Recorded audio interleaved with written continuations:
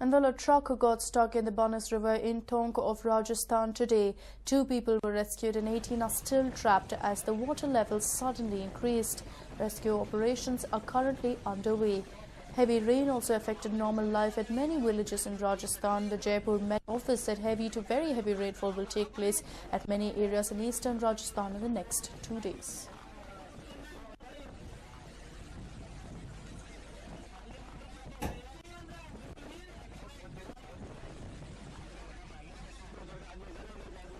Well, it is understood, of course, that 18 people are still trapped on that particular truck. The police are present and they know that they have to work against time to go ahead and pull out these trapped people, or it could be too late. It is understood that there is a very heavy tide in the waters as well. A lot of force which is pushing them away, which is why they are unable to get off that truck. And of course, with heavy rains taking place, it is understood that the water level is also increasing, and there is a worry that the truck itself could topple over, which will lead to all the people being washed away.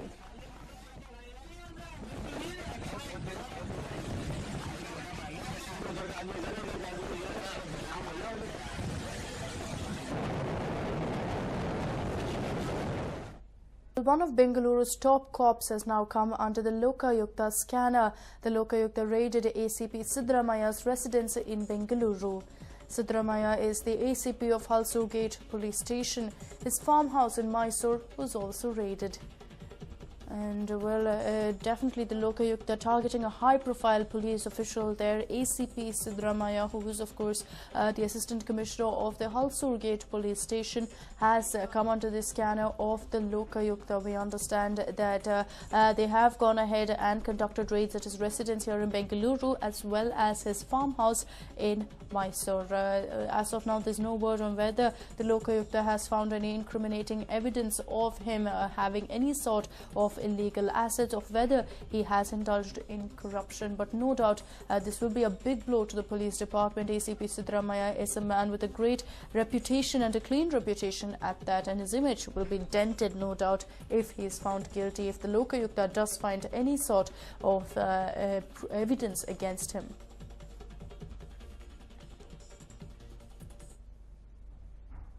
And it wasn't just ACP Siddaramaya. The Lokayukta in all targeted corrupt police officials. They conducted raids at 32 places, and 13 officials' residences as well as offices have been raided.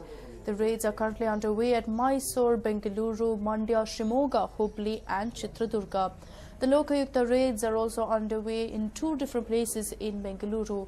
Besides ACP Siddaramaya, the Zilla Panchayat member Jairam's residence in Banargata Road was raided. The chief engineer of Uppartunga project, Andanagowda Patil's residence, was raided in Hubli.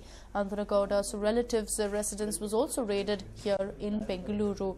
Well, the residence of Inspector of the Crime Bureau, which is Srinivas Reddy, was raided by Lokayukta sleuths. They also raided corrupt officials in Mysore as well.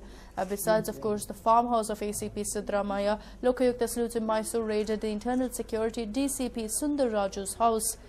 Meanwhile, Chescom Vigilance Officer Puttaswamy's residence has been raided in Mandya. So in all, 32 places being covered by the Lokayukta there. We do understand that they have targeted different corrupt officials and are currently going ahead and scrutinizing documents as well as other proof of any sort of illegal assets. Mysore, Mandya, Shimoga, Hubli as well as here in Bengaluru, extensive raids are being conducted.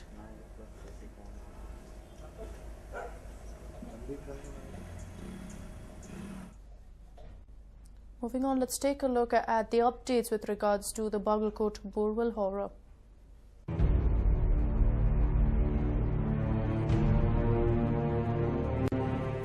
Well, 5 days on, and the chances of finding Timanna has now turned bleak. The district medical officer has claimed that there is a foul smell emanating from the well. The smell came when the suction device, when the vacuum suction device, in fact, was placed near Timanna to remove the sand that was covering him. The doctor said that the body of the 6-year-old has started decomposing. Remember, Manikantan's robot is not being used to extricate Timanna as the foul smell is emanating, which all but confirms that he is dead. All rescue operations were stopped till 8 a.m. but it has resumed soon after. The boy's hands are visible and clips have been attached to pull him out. The vacuum device is being used to clear the mud that has fallen on Timanna. Timanna is still said to be covered in 1.5 feet of mud. Muddy contents device can be used to pull out the boy only after the mud is cleared. And we understand that today they will go ahead and announce on whether Timanna has managed to survive or not. Despite the fact that the foul smell is coming, the officials refused to go ahead and acknowledge that maybe he hasn't survived, and have stated that until they can confirm the same, until they have some sort of solid proof, they will not go ahead and do the same. But today we should expect that they will go ahead and give an update on Timanna's condition, whether he has managed to survive or not. Remember, it's been 5 days. Chances are very, very bleak. And here's what the Bagalkot DC had to say about the rescue operation so far. ಎರಡಕ್ಕಿಂತ ಮೂರು sucking machines ಅನ್ನು ತಂದು ಸೇರಿಸಿ ಮಾಡುವ ಪ್ರಯತ್ನವನ್ನು ಕೂಡ ನಾವು ಈಗಾಗಲೇ ಮಾಡಬೇಕು ಅಂತ ತೀರ್ಮಾನ ಮಾಡಿ ಆ ಕೆಲಸವನ್ನು ಮುಂದುವರೆದಿದ್ದೇವೆ. ಇನ್ನು ಏನು ಈ ಕಂದಕವನ್ನು ತೆಗೆದು ಏನು ಸುರಂಗ ಮಾರ್ಗವನ್ನು ತೆಗೆಯಬೇಕಾಗಿದೆ, ಆ ಕೆಲಸ ನಡೆದಿದೆ. ಈಗಾಗಲೇ ಸುಮಾರು 48 ಯಂತ್ರೋಪಕರಣಗಳು ಮತ್ತು ಸುಮಾರು 555 ಜನ ಸಿಬ್ಬಂದಿ ಮತ್ತು ಕೆಲಸಗಾರರು ಈ ಕೆಲಸದಲ್ಲಿ ನಿರತರಾಗಿದ್ದಾರೆ. ಸುಮಾರು 800 ಅಡಿಯಷ್ಟು ನಾವು ಉದ್ದದ ಒಂದು ಯು ಶೇಪ್ನ ಒಂದು ಉದ್ದದ ಸುರಂಗ ಮಾರ್ಗವನ್ನು ನಾವು ತೆಗಿಬೇಕಾಗಿದೆ. ಆ ಕೆಲಸ ಈಗಾಗಲೇ ನಡೆದಿದೆ. ಈ ಕೊಳವೆ ಬಾವಿಯ ಏನು ಇದೆ ಅದರಿಂದ ಒಂದು 6 ರಿಂದ 8 ಮೀಟರ್ ದೂರದಲ್ಲಿರುವಂಥ ಏನು ಆಳ ಇದೆ, ಅದು ಸುಮಾರು 60 ರಿಂದ 65 ಮೀಟರ್ ಅಡಿ ಆಗಿದೆ ಅನ್ನೋದನ್ನು ನಮ್ಮ ಎಕ್ಸಿಕ್ಯೂಟಿವ್ ಇಂಜಿನಿಯರು ವರದಿ ಕೊಟ್ಟಿದ್ದಾರೆ.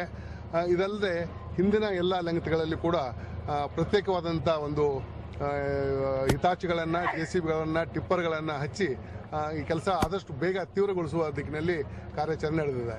ಇನ್ನೊಂದು ಮಹತ್ವದ ವಿಷಯ, ಇದು 160 ಅಡಿಯಲ್ಲಿ ನಾವು ಈಗ ಸುರಂಗ ಮಾರ್ಗವನ್ನು ತೆಗೆದು ಮಗುವನ್ನು ರಕ್ಷಣೆ ಮಾಡಿ ಕಾರ್ಯ ಮಾಡಬೇಕಾಗಿರೋದ್ರಿಂದ ಇದು ಬಹಳಷ್ಟು ಒಂದು ತಾಂತ್ರಿಕ ಪರಿಣತಿಯ ಕೂಡ ನಮಗೆ ಇಲ್ಲಿ ಪರಿಣಿತರ ಒಂದು ಅವಶ್ಯಕತೆ ಇದೆ ಅನ್ನುವ ಒಂದು ಅಭಿಪ್ರಾಯವನ್ನು ಮಾನ್ಯ ಶಾಸಕರುಗಳು, ನಾನು, CEO ಅವರು, SP ಅವರು ಕೂಡಿ ಚರ್ಚೆ ಮಾಡಿದ ಮೇಲೆ ಮಾನ್ಯ ಸರ್ಕಾರಕ್ಕೆ ನಮ್ಮ ಎಕ್ಸ್ಪರ್ಟೈಸ್ ಒಂದು ತಂಡವನ್ನು ಈ ಒಂದು ಕಾರ್ಯಾಚರಣೆಗೆ ರಾಜ್ಯ ಮಟ್ಟದಿಂದ ಕಳಿಸಬೇಕು ಅನ್ನುವ ಒಂದು ತೀರ್ಮಾನವನ್ನು ಕೂಡ ನಾವೆಲ್ಲರೂ ಕೂಡ್ಕೊಂಡು ಮಾಡಿದ್ದೇವೆ.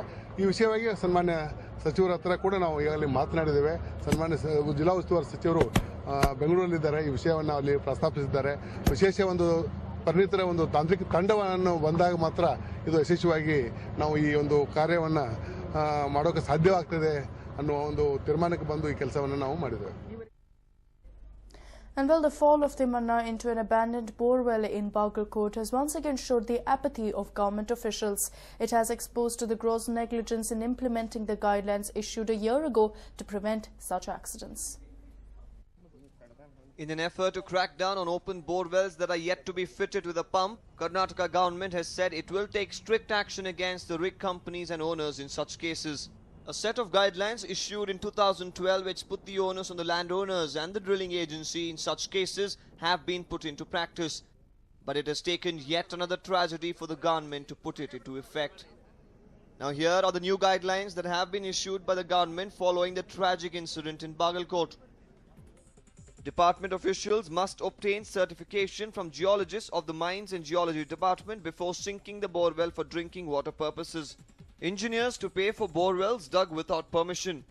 Tehsildars have been ordered to conduct a survey of the borewells in their respective taluks and make sure that dry borewells are sealed as per the order of the Supreme Court. July 15th was the deadline for closing open borewells. The government has now set August 31st as the new deadline to submit reports on action taken to close open borewells. It will be mandatory for the landowners to get no objection certificate from the local authorities before sinking borewells. In rural areas, the PDO and the GP secretary are responsible for enforcing the guidelines, and in urban local bodies, junior engineers and chief executive officers. In Bengaluru, the BBMP commissioner and the BWSSB chief engineer are the supervisory officers. During drilling, signboards should be erected near the site with the address of the drilling agency and the owner of the well. Barbed wire fencing should be erected around the well as well.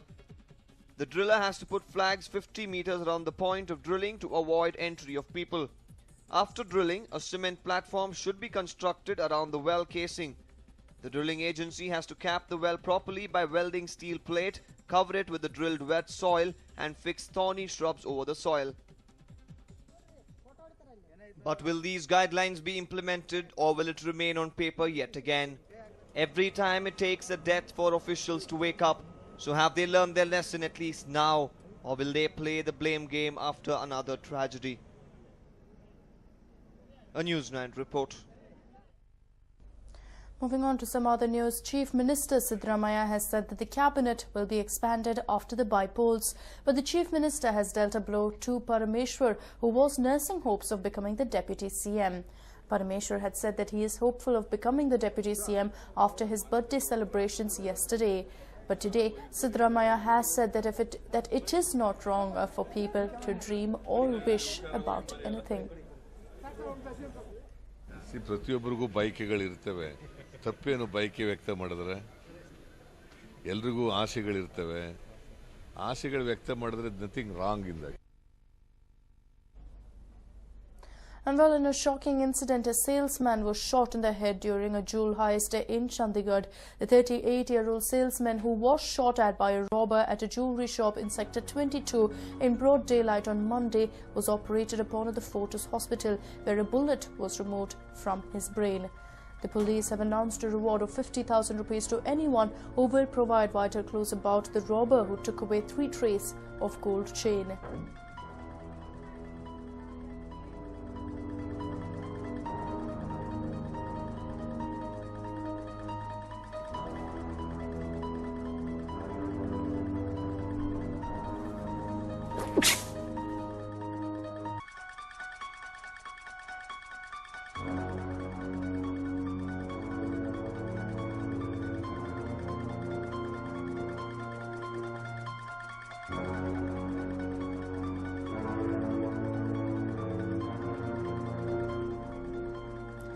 Well, sources in the police said that the accused appears to be a sportsman, muscle man or a bouncer.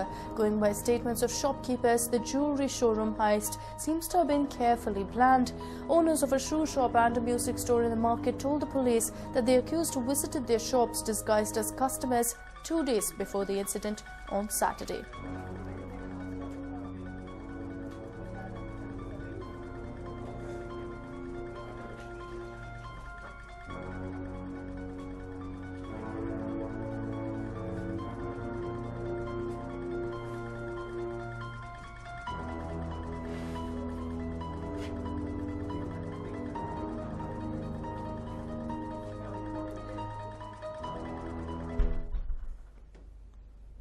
Moving on, the Karnataka government today honoured the stars of the Commonwealth Games. Badminton star Ashwini Ponnappa, hockey players V.R. Raghunath, S.V. Sunil and Nitin Timmaiya, as well as shooter P.N. Prakash Nanjappa were felicitated by at the Karnataka Olympics Association headquarters. They were felicitated by Home Minister K.J. George, Ramalinga Reddy and the President of the Karnataka Olympics Association.